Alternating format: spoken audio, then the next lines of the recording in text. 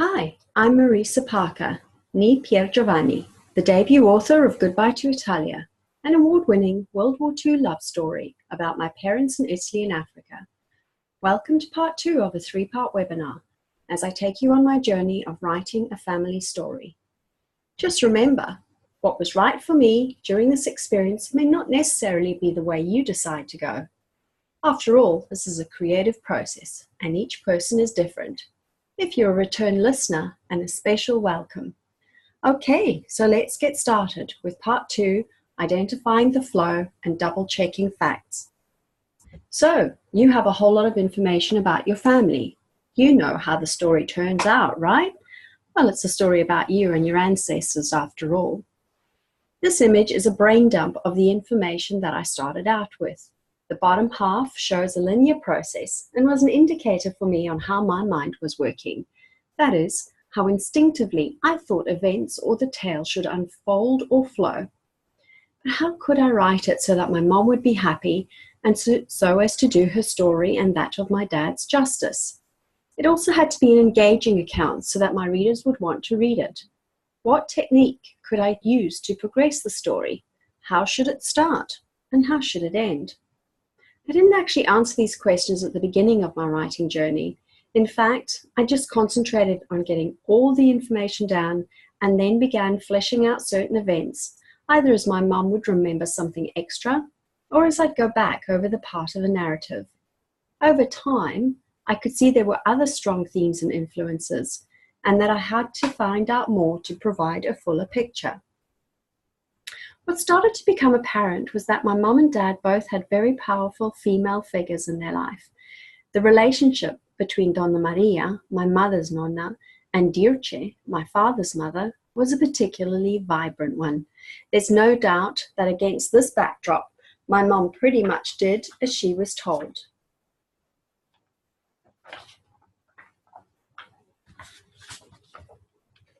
Growing up, she was a quiet, reticent girl. With my mum's mum away working and the scariness of living through a war, this also added to this.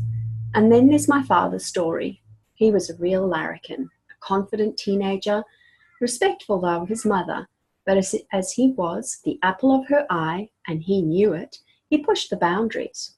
He goes to war for her, to protect her and his sister, and of course there's that element of male pride and honor. So how could I reconcile these two families that appeared to be poles apart, but that lived in the same apartment block? How could I make them fit into the one story, the one book, and make sure that it flowed? Then my mum remembered that she had my father's diaries when he was in the detention camps for 6 years during World War II. This revelation was not only an emotional one, but also provided that aha moment. Instead of trying to squash the protagonists to fit, I decided to create alternating chapters, letting their story be told through them and their experiences. Of course, it took a bit of rewriting. It was my father's diaries, though, that lifted the story from a one-sided, sweetly flowing perspective of my mom's to an opportunity to include historical global events. As a writer of a family story, how can one double-check facts? Maybe there are several opinions from different family members. Maybe there's only one. But both can provide content for the book and also be challenging. Challenging because by asking your family, they may have different perspectives and in fact might try and influence the way that you write the story. How do you manage that? For me, I undertook research so that I could align some of my mum's memories as a child with global events, and I used the same technique for verifying or placing my father's diary scribbles in context. Luckily, there is a Zonderwater website. I wasn't even aware of this before I started writing the book, and I reference that a lot of the times. My father's diaries were an incredible resource for the story, but also tested me as I had to make a call on what to include in the story and what to leave out. My mother has never read his diaries. And then after the war, when the courtship between my mum and dad started, there were some uprisings in Italy. My father was called back into the army and wrote my mum some love letters whilst away for several weeks.